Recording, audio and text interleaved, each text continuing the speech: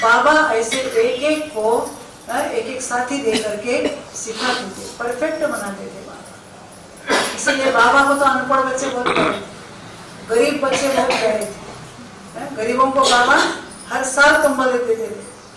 आज भी यज्ञ में बाबा की स्मृति दिन को आबू निवासियों को कंबल दिया जाता है, काम वालों को कंबल दिया जाता है हर साल, क्योंकि ठंडी बहुत रहती है ना, गरीबों के पास कहाँ से आना बोल करके।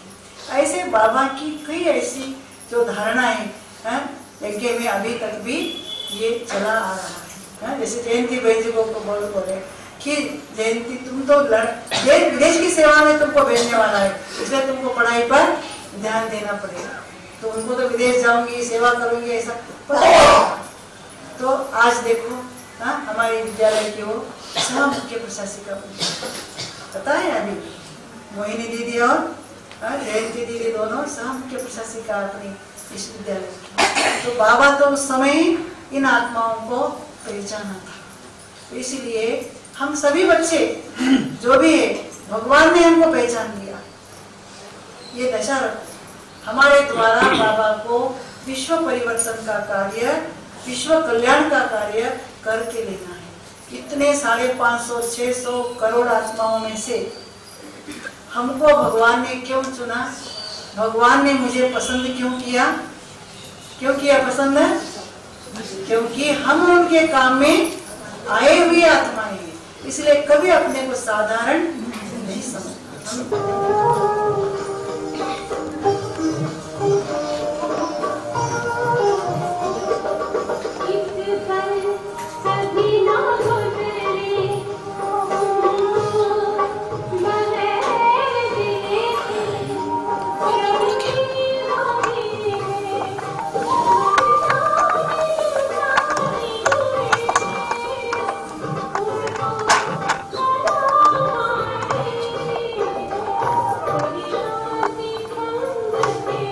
से लेकर आज तक ये 54वां जो अवतरण दिन है, विश्व आवरण दिवस, तो विश्व शांति दिवस के रूप में हम सब इसको संकल्पित करके इसको आगे बढ़ाने का प्रयत्न हम करते हैं। हम सब संकल्प करते हैं कि शांति हमारे जीवन में भी रहे और हम औरों के लिए भी शांति के केंद्र बने। तो आज के इस अवसर पर पूजनीय राजयोगिनी ब्रह्म कुमारी नंदा बहन जी, पूजनीय राजयोगिनी ब्रह्म कुमारी पुण्या बहन जी, वो इनकी सारा यहाँ पर राजयोग की दीक्षा देने वाले लोगों को, विश्व शांति का मार्ग बताने वाले सभी बहनों को, हमारे वरिष्ठ भाइयों को मैं नमन करता हूँ। आज हम अगर बात करें तो अध्यात्म की जो परिकाष्ठा है, जो पराकाष्ठा है, उसकी ऊंचाई है कि व्यक्ति को मानव से महामानव बनाना, आत्मा को परमात्मा से मिलन करवाना, वो योग का रास्ता है और इसमें भी राजयोग श्रेष्ठ है। तो हम व्यक्ति को मानव से महामानव बनाते हैं, उस आत्मा को परमात्मा से मिलाते हैं, अज्ञानी को ज्ञान का रास्ता दिखाते हैं, अंधेरे से उजाले की ओर बढ़ाते हैं और मृत्यु से अमरत्व के द्वार खोल देते हैं। जड़ शरीर से चेतन की यात्रा, स्थूलता से सूक्ष्मता की ओर बढ़ाना, यही तो अध्यात्म है, यही तो योग है। और उस योग के इस पथ पर हम साधक बनकर, पथिक बनकर चल रहे हैं। ये हमारा परम सौभाग्य है। हमारे पिछले जन्मों के कर्म है कि हम इस रास्ते पर आए। हम यहाँ नहीं आ सकते, हमारे पूर्व जन्मों के निश्चित कुछ कर्म है, तो यहाँ इस रास्ते पर हम चल रहे हैं।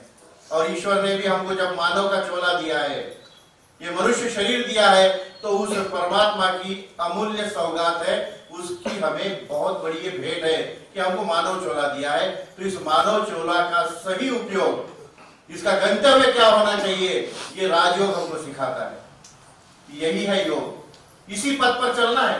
बाकी दुनिया के, संसार के कार्य तो करते रहने हैं, वो करते करते अपने आप को उन्नत बनाना है, इस उन्नत शिखर पर पहुंचाना है। वैसे ही भारत के जो प्राचीन वेद है, जो सबसे पहले बना वो ऋग्वेद, जिसमें सर्वाधिक ऋचाएं हैं 10,000 से ज्यादा, और बाकी भी सामवेद, यजुर्वेद, अथर्ववेद, इन वेदों से सारा ज्ञान आता है। वेदों में भी व्यक्ति को अपनी परम ऊंचाई पर पहुंचाने का रास्ता बताया है। वेदों में ही सारे तकनीकी का ज्ञान है, इंजीनियरिंग भी उसमें है, डॉक्टरी भी उसमें है, शरीर विज्ञान भी है, भूगोल विज्ञान भी है, अंतरिक्ष विज्ञान भी है, सारा उस वेदों में है। वेदों के रचनाकार 4 ऋषि थे, भले ही वो ईश्वर की वाणी है, क्योंकि बिना ईश्वर की वाणी को वो रचित नहीं होते थे। महर्षि आदित्य, महर्षि अंगिरा, महर्षि अग्नि और महर्षि पवन, इन 4 ऋषियों ने ये 4 वेद लिखे, और ये वेद आज तक आगे चल रहा है। उसी के आधार पर ये सारा समाज, सारी सृष्टि, सारा विश्व चलता है। और उस वेद के बाद जो 6 शास्त्र है, महर्षि गौतम, महर्षि कटकनादि, जैमिनी, महर्षि पाणिनि और महर्षि पतंजलि द्वारा रचित ये 6 शास्त्र, उसमें योग शास्त्र है, न्याय शास्त्र है, मीमांसा है, पूर्व मीमांसा, उत्तर मीमांसा, 6 शास्त्र के रचनाकार 6 ऋषि। और ये ऐसे भारत का सारा दर्शन है, और हम उस रास्ते पर, उस पथ पर चलते हैं। तो हम सब परम सौभाग्यशाली है। आज ये उत्तरायण के पर्व में, मकर संक्रांति अभी संपन्न हुई और ये उत्तरायण का पर्व है, और ऐसा ये पुण्य पर्व, उत्तरायण में सूर्य अपना तेज दिन ब दिन बिखेरते रहता है, बढ़ाते रहता है, दिवस थोड़ा थोड़ा मोटा होता। तो ऐसे इस उत्तरायण के पर्व में, ये प्रकाश के पर्व में हम सब यहाँ एकत्रित हुए हैं। स्वस्ति पंथा मनुचरेम सूर्या चंद्रा मसाविव पुनर्दधता घृता जानता संगमे मणि। जैसा ये सूर्य उत्तरायण में अपने प्रकाश को बढ़ाता है, अपने ज्ञान को बढ़ाता है, अपनी ऊर्जा को बढ़ाता है, वैसे ही हम सब अपने जीवन में इस राजयोग की ऊर्जा को बढ़ाने का प्रयत्न करें। इसी संकल्प के साथ ओम शांति।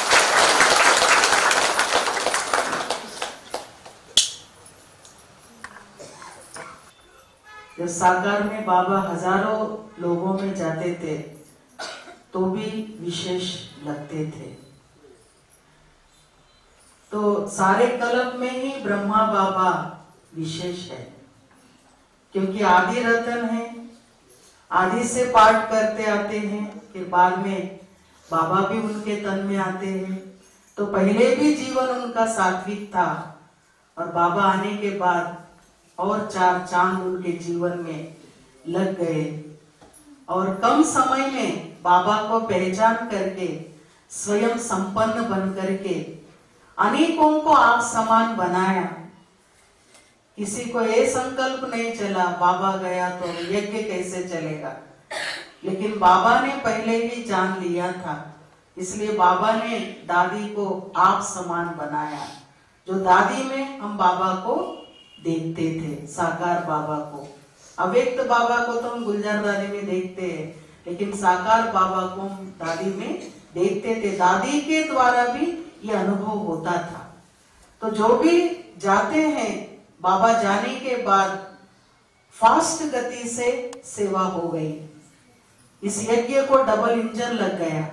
एक तो शिव बाबा तो है ही, ब्रह्मा बाबा अव्यक्त होकर के ऊपर से सूक्ष्म रीति से सेवा करने के कारण ये सेवा की गति भी फास्ट हो गई है।